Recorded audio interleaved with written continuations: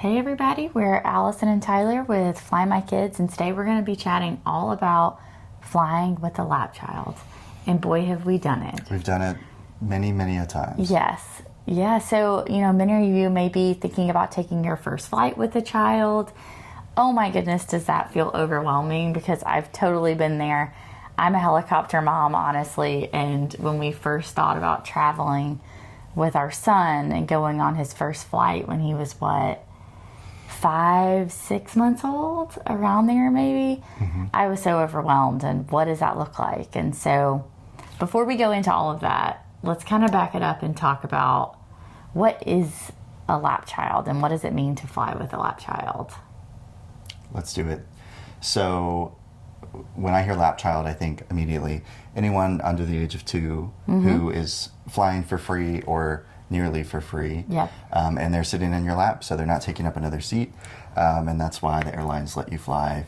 I say for free. It depends on whether it's domestic or international. If you're flying abroad, typically there's a 10% kind of fee tacked on to a lap child, but typically in the United States, they fly for free.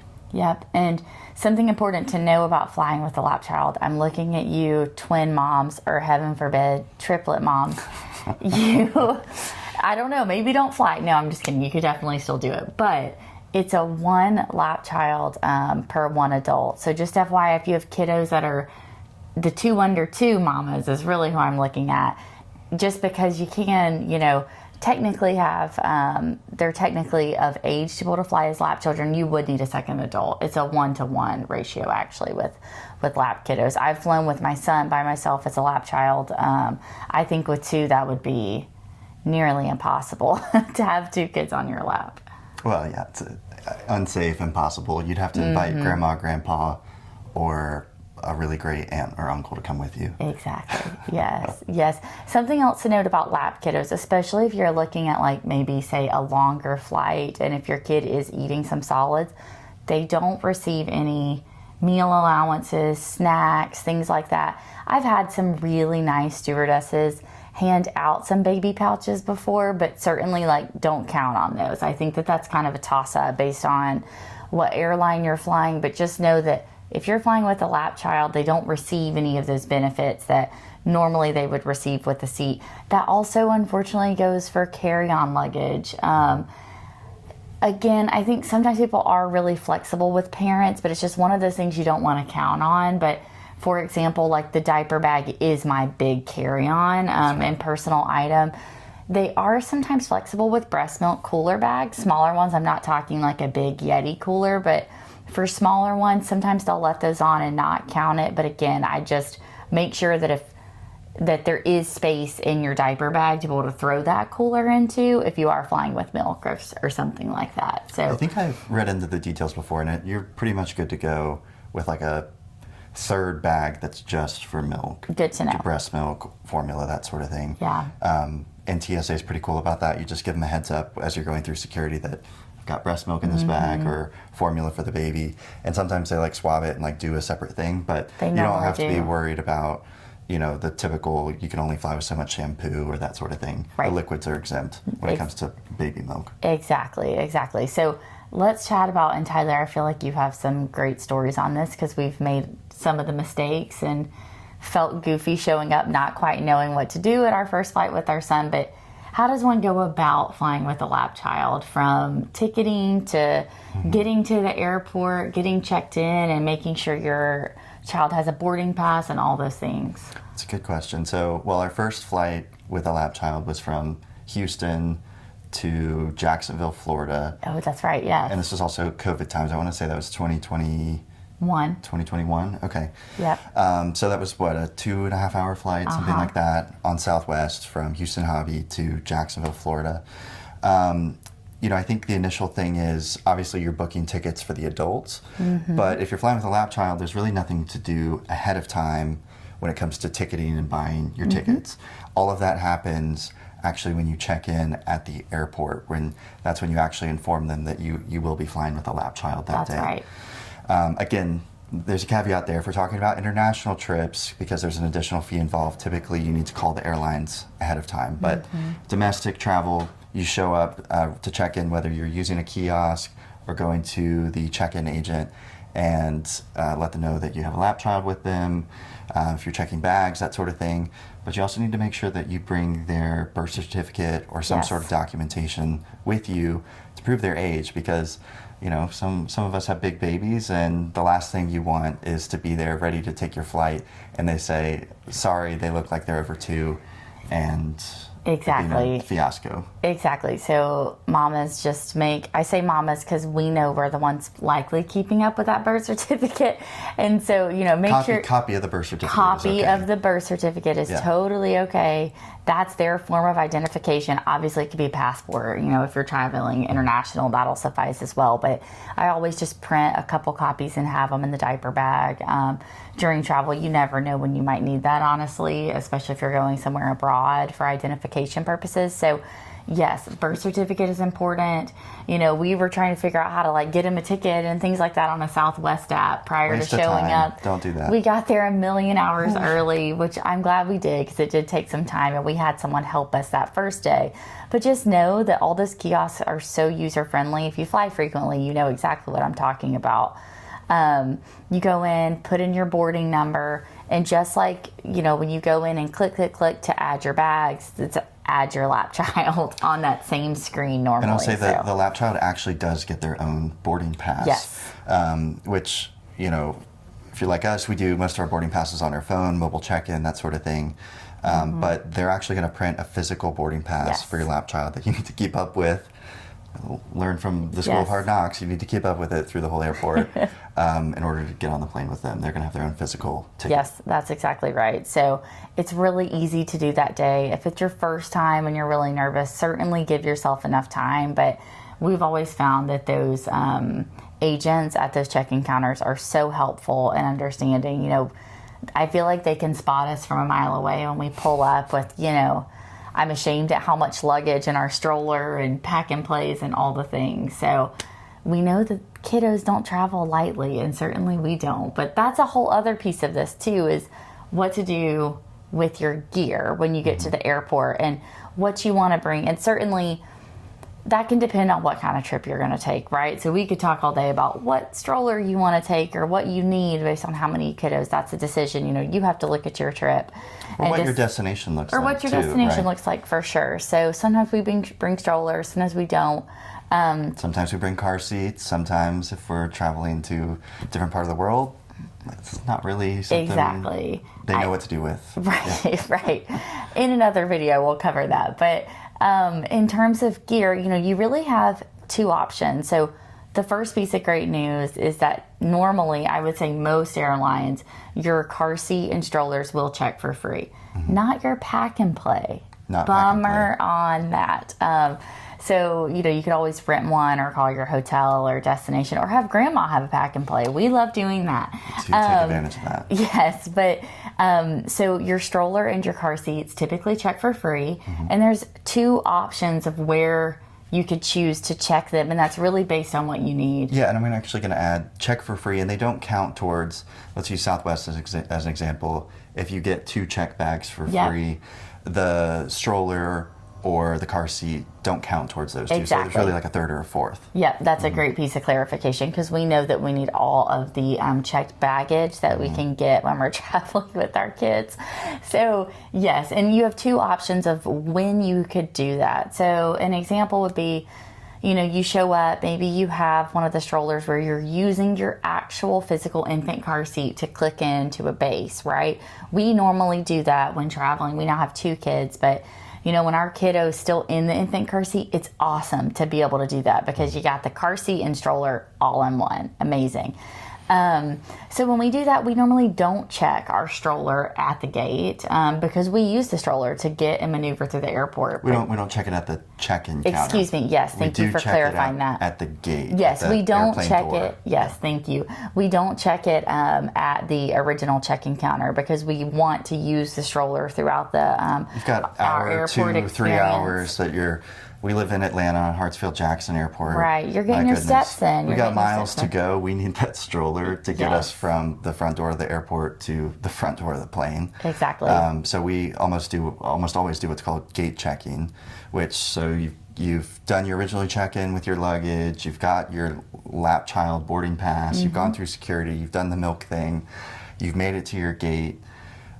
Once you make it to the gate, you go visit the gate agent and ask them or tell them that you'd like to what's called gate check your stroller, at which point in time they give you a special tag and so forth, so that you actually roll it down the jetway when you're boarding the plane and you just leave it there. Exactly, yep. Roll it down the jetway, leave it there, and then they put it under the plane. So just a note, something we like to do, I see a lot of other parents do it as well, they do have car seat bags. So, you know, just to protect that car seat, whether it be, you probably would have checked a larger, more convertible car seat at the original check-in counter because you don't need that going through the airport. But for an infant car seat, let's say, you're probably going to want to put that in a car seat bag. I mean, there's a million price points. You can get the, you know, the lowest cost one on Amazon for probably like $40 all the way up to as much as you want to pay. But what it really does is just protect your car seat as best as it can from, you know, the elements and your kiddos in there. So you don't want it like knocking around under the plane without protection. A good point. If you're flying in the winter, you're flying and you land at the airport and there's a thunderstorm and they're dragging that thing out from under the plane, dragging it up the staircase to the jetway to hand to you. I mean, it could be totally drenched by the time they get it to you. So it's, for us, it's less about protecting a nice car seat and more, we need this thing usable when we get there. We need it usable because it's our car seat. We use our everyday car seat. We don't have a separate one. Now, I'll throw this out there. Obviously, there are some conflicting opinions around whether or not, you know, you use a car seat on the plane. I see all sorts of mom blogs talk about, you know, flying with a lap child, but then trying to get an extra seat at the last minute if there's empty seats on the plane to use their car seat. That's awesome. I think it's great that some moms want to do that. Personally, we understand the risk. We still prefer to fly with our kiddos as lap children when they're that young for many different reasons. And so just throwing that out there because I know that that is something that there's a lot of opinions on that about. But whether or not you're trying to use it on the plane and score a free seat for your child or not, either way, you would need to take it through security. Now, you get through the flight, your kid is on your lap, it all went beautifully, right? Well, afterwards, you have to wait your whatever you gate checked, just like it would if they like forced you, you know, to check your luggage or something like that, a carry-on last minute. Actually, it's not just like that. It's not like that. It's not like that. Yeah. So, yeah. Typically, if they force you to check your carry-on, you get it. It'll go all the way to the end. All the way to That's right. The end. But when you gate check a stroller, and even if you have a connecting flight, right? So when you gate check your stroller, it's going to show up at the airplane door. You kind of wait, and that little, you know, what are those things? Jet bridge vestibule thing right there by the door where they like drive the machine. You'll see the dads, typically the dads, unless you're flying solo, but just kind of standing there after the flight. So it's great that you got a seat at the front of the plane, but you're probably going to be the last person up the jet bridge going into the airport because you got to wait for the airport employees to pull it out from under the plane, walk it up those stairs, and that's where you actually get it, which is, it's good because then you have it again to navigate through that airport if that's your destination, or if you have a layover somewhere. I'm thinking of our trip to Hawaii, we had a layover in Las Vegas for a couple hours. We needed that stroller to navigate the Vegas airport. Through the airport, exactly. And not just hold a kid for 4 hours. And especially, you know, if you're traveling with a partner, your mom, aunt, sister, brother, whatever, like you have a partner in crime there with you to help you with your baby. Have one person sit there and wait for the stroller. That's normally what we do. What a great time for a potty break, a diaper change, whatever that may be. Go get a snack, go get a water. I mean, it truly normally is, even after you get off the plane, it's probably a good 15 minutes at least, I would say. I've definitely seen the pilots get off the plane before I've gotten the stroller. So just know it's not lost, because I totally had some panic the first couple of times, like, what happened to it? You know, it's every mom's worst nightmare. Where's my stroller? It does just take a while, but you know, those people are working hard. They're doing the best they can. So just it's hard. Your baby's been on a flight. They probably want to get out their wiggles. Go do that. Go do that. And if go you have do that. Divide and conquer. With you, they can wait. Yes. Certainly there's not enough room for two people to wait anyways. There's not. No. But that leads to a good point, which is, and I think most people watching this probably assume this, is that traveling with kids is slower. You just don't move as fast from, we have to physically check in and get them a boarding pass, to maybe a milk thing at TSA, to surprise, you're probably elevator people now, right? Navigating, at least Hartsfield Jackson, taking elevators instead of escalators really, really slows down our tempo of getting through the airport.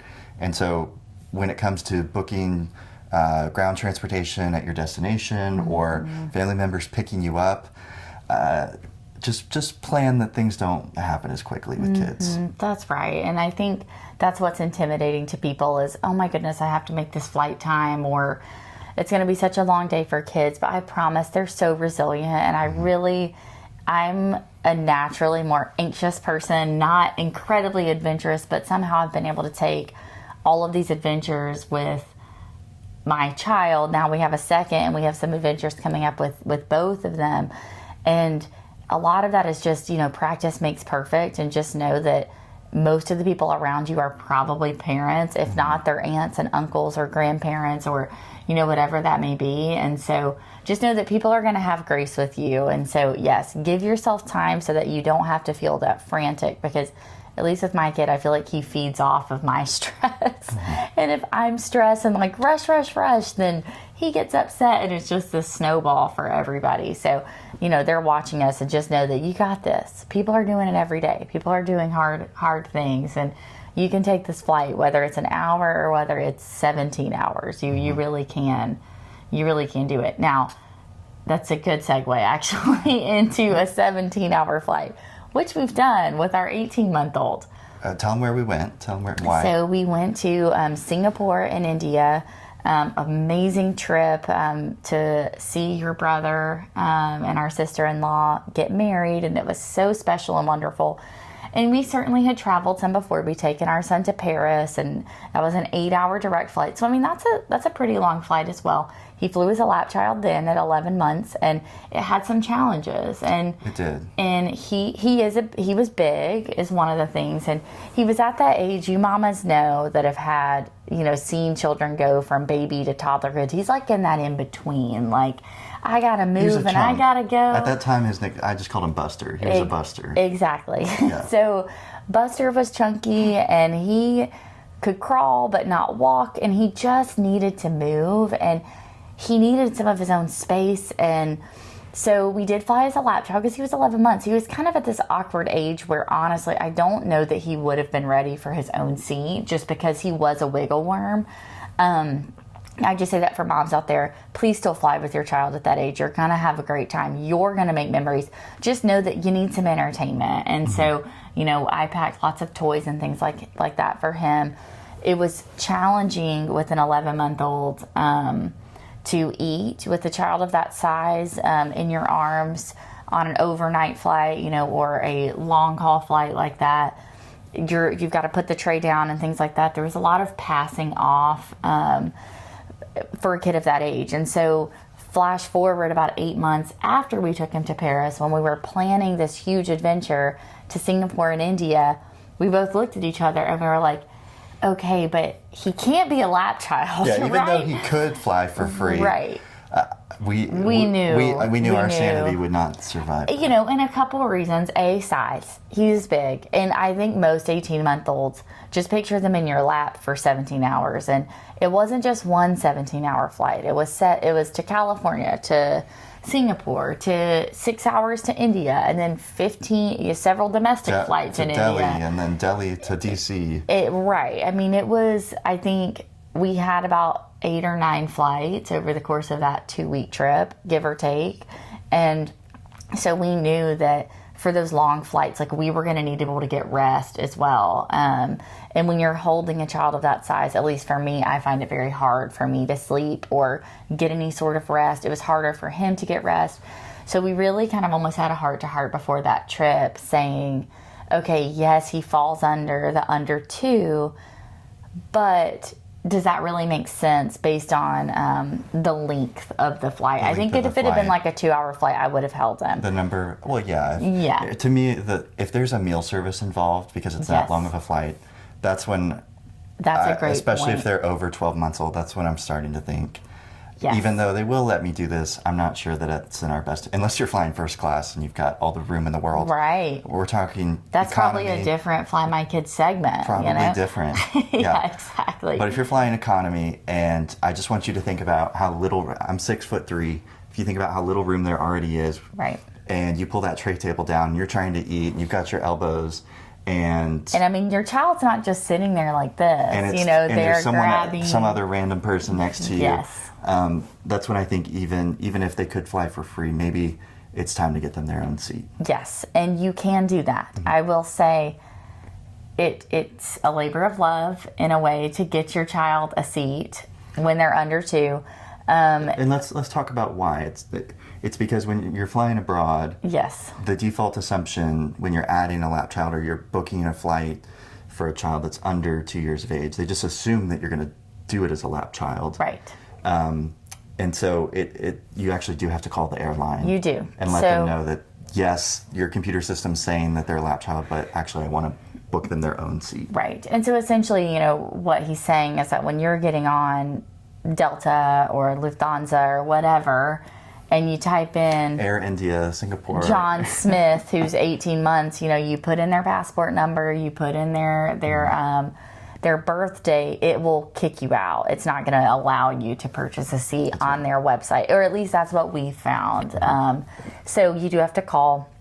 We haven't had issues with that except for with one international airline, and it just was a long. There's a language barrier. It was a language complicated. barrier, and it was A-okay, and it worked out fine. But again, we got to the airport super duper early because we did think there might be an issue once they saw his age on his passport, comparing it to the fact that he did have a boarding pass with an allotted seat and ticket. We had no issues like once we were there. And so, yeah, it turned out fine, but it did just know that you are allowed to do it. But I just would use your judgment. I mean, is your kid going to be okay sitting there in their own seat? Our child was pretty independent, and for the most part on that trip, he was very okay with flying in his own seat. I think if it had maybe been 3 or 4 months earlier, he would have been in my lap the whole time anyways, just based on like his age and temperament. There's great products you can use to make your kiddo, toddler more comfy, whether they're 18 months, 2 or 3 sitting in their own seat, because those seats are built for adults. So just to make them cozier and really be able to extend their sleep, which is obviously important. It's really important on for a a flight, long-haul flight. For a long haul flight. One thing too, I just want to note and add back in on a long haul flight, or sometimes, well, I guess it is mainly on international flights. I've seen it for lap children. Sometimes they'll bring you a special seat belt. So just know that, you know, it's like it basically extends your That's right. seat belt. Some airlines want them buckled in. In. It's just for takeoff and landing. So I just did want to note that I have found that to be the case. I don't think a domestic airline has actually ever given me one of those. It's all been international. But they are kind of, it's like a seatbelt extender, essentially, that it buckles you in together. They're on your lap and it buckles around them and you. So let's talk about parents' biggest fear with flying with a lap child, or at least what was my biggest fear. Well, what was your biggest fear? Literally them screaming the entire time. We've had it happen. So how did that fear feel when it was coming to life? Well, so even though we've flown around the world with children now, it was really just a 2-hour flight from Houston to Atlanta that felt like the longest flight of my life. Longest flight in the world. You know, in hindsight, what I know is that kids get upset. Kids have, temper tantrums and fuss or cry. And all the other people on the plane, first of all, planes are pretty loud, so it really does drown out a lot of that noise. It's like a giant white noise machine. That beyond 2 or 3 rows around you, like no one's really hearing your kid that well. Mm-hmm. But also, most people on planes are parents themselves, even if their kids are grown and gone. Most people feel sympathy for you and just know that, you're not being judged. People are just thinking, oh man, like they're having a tough time right now, but it's going to be okay. And y'all, our kids are people. I mean, they deserve to be there just as much as everyone. I'm such a believer in that. I'm not one that thinks that we have to keep our kiddos home until they remember, or, until they're going to act perfectly. Because I'm sorry, I've seen some pretty badly behaved adults on flights. I mean, if I'm being honest. Worst flights. We've had drunk adults, people arguing with the flight I've attendants. seen some badly behaved adults, and my kid is, put them to shame with some great behavior on flights as a 2-year-old. That's a great point. It's just something to say that I always try to remember, because I see this too on mommy blogs and things like that about travel. There's always going to be the opinion of someone else that thinks that, your kid shouldn't be out and about or shouldn't be at that restaurant. And of course, use your judgment. You know what places are appropriate for a child, but a flight is one of those places. And I deeply believe that it's so great for them to see the world or see your country or, wherever, that they experience that too. And they're memories that you have. I mean, some of my best memories of my life that I will cherish are traveling with our young son. And with the crying, I think we don't really know what caused it on that flight. And I think that's the thing, is sometimes you know and sometimes you don't, and you just do the best you can. But normally there's a mom or a parent who's just kind of nodding like, you got this, it's okay, hang in there, you're not bothering anyone. Most people, again, as Tyler said, the plane drowns out so much noise. Also, who's flying on the flight without probably AirPods or things like that? We're all tuning things out, watching television on our phones, scrolling. So really don't worry about it. The person it's upsetting the most is you. Is you. Is you. You're the most and of course you hate it for your child, but I feel like for me it's normally like a feeling self-conscious thing, but anyone connected with the child understands. My strategy with a crying, upset baby is to go for a walk, maybe go change their diaper. Something about just walking up and down the aisle, bouncing, can work wonders. But also just kind of going into the bathroom, which, by the way, I don't want to say I enjoy changing diapers on a plane. He does. You do. I actually prefer it more than like changing their diaper in the airport bathroom, where there's like a ton of people and it's just like some open thing in the middle of the bathroom. On a plane, just be cognizant. Look at the bathroom door. Some of them have a changing table symbol or a handicap symbol. So that's the one you want. When you go in there, above the toilet, it'll just pull down and kind of cover the toilet area with like a countertop. That's right. But like I said, if your baby's crying, getting up and walking, but also going and changing their diapers, pretty easy. You close the door. You can have a minute to just let's calm down and reset. Just a change of scenery. A change of scenery. And something I will chant to myself, regardless of if I'm dealing with a baby on a flight or a toddler in a museum that's acting up in Paris, or clearly these are things that we've had in Japan. I will mutter to myself, this too shall pass. It's a blip in your trip and your experience. And honestly, let's be for real, they always make the best stories anyways, right? Yeah, they do. It makes traveling with kids, you're going to accrue some good stories. We'll promise you that. I think, especially parents, other people out there that say, you shouldn't travel with kids that young, they won't remember, that sort of thing. Well, we certainly remember our adventures with our kids. Of course, our 11-month-old will not remember, going to Paris or whatever. Right. But we have great memories from that trip. I think whether he remembers it or not, he's a more flexible child because he's eaten escargot. We've, stayed up late. We've done all kinds of flexible things outside of our regular home routine, which I think is good for him. But I think we're better parents. We're more flexible. We're humans too. We're cooler. I don't know about cooler, but we're humans too and deserve the experience. And so do our children. And what I will say is, looking at parents that are kind of, maybe not a full decade, but 7 to 8 years older than us, boy, are they tied down with elementary school kids and activities, and then middle school. And I feel like we're kind of in this sweet spot that you don't realize because you're so stressed because it's hard for sure with really young kids. But before they go to school, it's kind of an awesome time to travel, right? Babies, I think, are some of the best travel buddies.